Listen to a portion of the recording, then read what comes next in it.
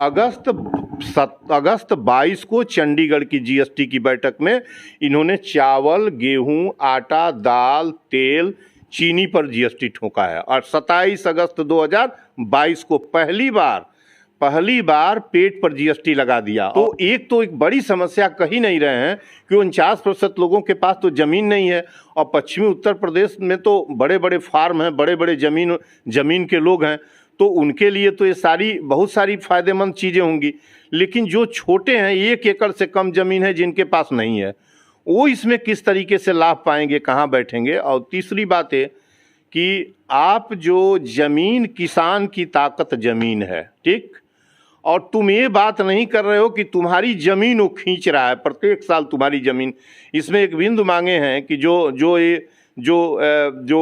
जमीन जो महंगे दर पर बेची गई है, वो पैसा इनको दे दिया जाए, इनको टाइम से दे दिया जाए, पेमेंट दे दिया जाए। जो भूमि अधिग्रहित कर रहे हैं, इनको ये अब स्टॉप लगाना चाहिए कि अब से किसी बिग प्रोजेक्ट के लिए बड़ी जो एक्सप्रेसवे हैं, बड़ी बड़ी एक्सप्रेसवे, 100 साल तक एक्सप्रेसवे की ज़रूरत अभी लोगों को, 95% लोगों को नहीं है। एक एक्सप्रेसवे पर दिन में 150 गाड़ी किसी बड़े आदमी की निकलती है, 3 रुपये प्रति किलोमीटर, 2.5 रुपये प्रति किलोमीटर टोल टैक्स जाके। आप हमको बताइए ना कि किस बात के लिए सुनियोजित ढंग से अभी कोई इस पर आवाज़ नहीं उठा रहा है कि मल्टीनेशनल्स इस हिंदुस्तान को लूट रहे हैं और नंगा नाच हो रहा है। जो चुनाव में पैसा हो लिया जा रहा है, यही इसी का पैसा है ना, लूट का ही पैसा है। सर, 2 सवालों पर आते हैं। किसानों का ये जो आंदोलन अब शुरू हुआ है, इस बार का आंदोलन, इसका आपके दृष्टि से क्या रिजल्ट निकलने वाला है, क्या होने वाला है? इसका रिजल्ट बहुत बिंदुओं पर मुझे लगता है कि कम से कम आधे दर्जन से अधिक बिंदुओं पर सरकार कन्फेस करेगी, एक्सेप्ट करेगी। 10 बिंदु तक कर सकती है। WTO है और MSP भी वो एग्जैक्ट इस समय नहीं बताएगी। मैं आपको अभी बता रहा हूँ, MSP पर सरकार राजी नहीं करेगी, कर ही नहीं सकती है। वो आप ही को दे दिया जाए तो आप इतने चुपचाप बैठी हुई थी सरकार, तो मन लगाई है चुनाव की तरफ जाने का। और आज आप कैलकुलेट करना पड़ेगा MSP कितना डिक्लेयर कर दें तो कितना, कुछ है ही नहीं है इनके पास MSP के लिए। अभी MSP नहीं दिया इन लोगों ने। किसान कानून रद्द हो गया। आपको याद होगा कि पिछले कोरोना जो ख़त्म हुआ है 92 अप्रैल 22 में, क्या किए हैं सब कि गेहूं का रेट और उसका आटे का रेट, आप गेहूं एकाएक जो 20 रुपया बिक रहा था क्रय केंद्र पर, 20 रुपये कुछ पैसे, 20 रुपये, इस साल 21 रुपये बिका है, वो 21 रुपये बराबर बेचने लगा बाजार में। हम बेचे हैं इसलिए जानते हैं।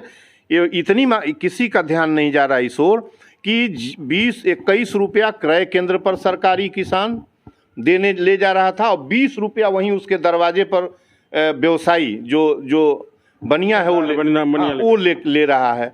और उसका किसान लेके जा रहा है क्रय केंद्र पर, उसमें कम से कम 5 से 6 किलो की कटौती कर रहा है, ढुलाई चार्ज अपने देना पड़ रहा है।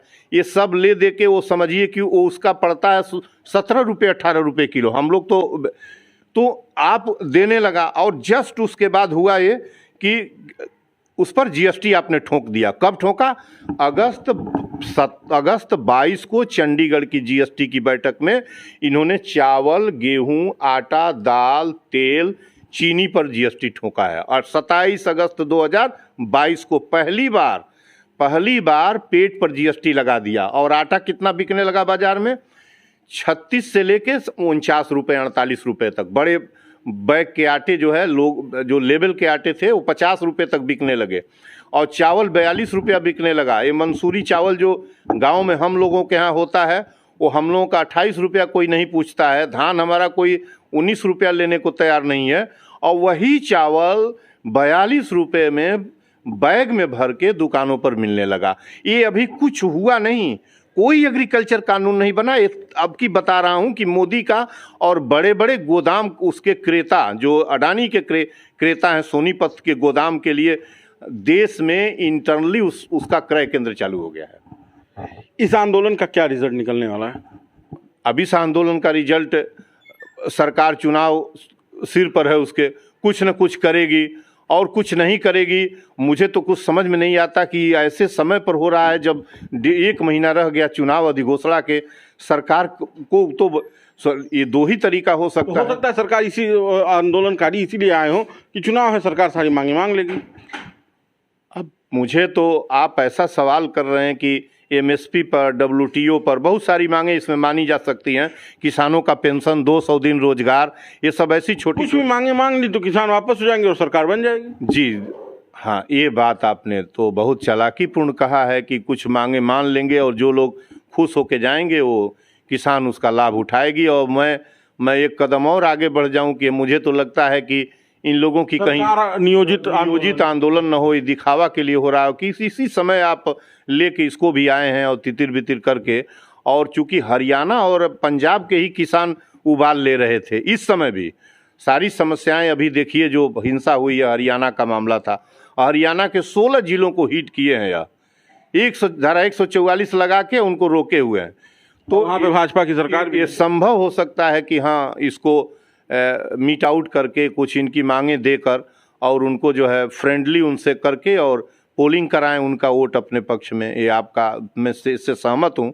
लेकिन इस जयंत चौधरी जो किसानों के बड़े नेता थे, जाटों के बड़े नेता थे, वो भी अब गठबंधन में है। वो कभी बड़ा नेता नहीं था। ये तो पता नहीं कौन मीडिया एकदम पूरे देश में, क्योंकि वो जिस परिवार से आते थे, चौधरी चरण सिंह देश के प्रधानमंत्री है, किसानों के लिए मसीहा के तौर पे देखे जाते हैं। चौधरी अजीत सिंह, मैं जानता फिर चौधरी जयंत सिंह, इनका एक किसानों में और खासकर जो पश्चिमी उत्तर प्रदेश के किसान हैं, मेरठ है, बागपत है, गाजियाबाद है, फिर हरियाणा के तमाम जगहों पे इनकी एक अच्छी पकड़ है। उसकी नहीं पकड़ है, उसके दादा की पकड़ थी, उसके पिताजी की पार्शियल पकड़ थी 50%। इसकी क्या पकड़ है? और इसकी पकड़ है जो अधम का किस्म का काम किया है इसने। और वो जो भारत रत्न मिला है इसके, ये संविदा से मिला है, उस महापुरुष के लिए मिला है जो आज़ादी की लड़ाई में थे और भारत के किसान घर के पीएम बने हुए थे, उसके लिए इनको मिला है। और इस व्यक्ति ने, अधम ने, जिन बेटियों के बलात्कार के विरुद्ध खड़ा हुआ था, मैं भी 21 मई को दिल्ली में था, तिरंगा लेके मैं था, फोगाट और सबके साथ तस्वीर खींची गई है, मैं गया था वहाँ। आप जाके बेटियों की सुरक्षा की बात करते हो और तुम जो है आज क्या करने जा रहे हो? किसान आंदोलन में तुम बढ़ चढ़ के हिस्सा ले रहे थे, इसका कोई रोल नहीं है किसान के साथ। ये तो पका पकाया अपने बाबा का, अपने पिताजी की खेती काट रहा है, इसका कोई रोल। और न जाने कौन इसको, अब आज के बाद इनका कोई रिस्पेक्ट नहीं है। हाँ, ये आंदोलन जरूर हमको लगता है कि कोई साजिश के तहत हो रही हो कि किसान जो चुनाव में असंतोष लेके न जा पाएँ, इनके फेवर में कास्टिंग करें। ये बात आपकी मुझे लग रहा है कि ऐसा मेरे दिमाग में था, लेकिन चूंकि प्रिडिक्शन कर पाना इस पर बहुत मुश्किल है। चलिए, हमें समय देने के लिए बहुत बहुत धन्यवाद। तो ये थे हमारे साथ पूर्वांचल के गांधी कहे जाने वाले डॉक्टर संपूर्णानंद मल। इनसे हमने बात की। इस वीडियो पर आपकी क्या राय है हमें कमेंट बॉक्स में बताइएगा, वीडियो को शेयर कीजिएगा। धन्यवाद।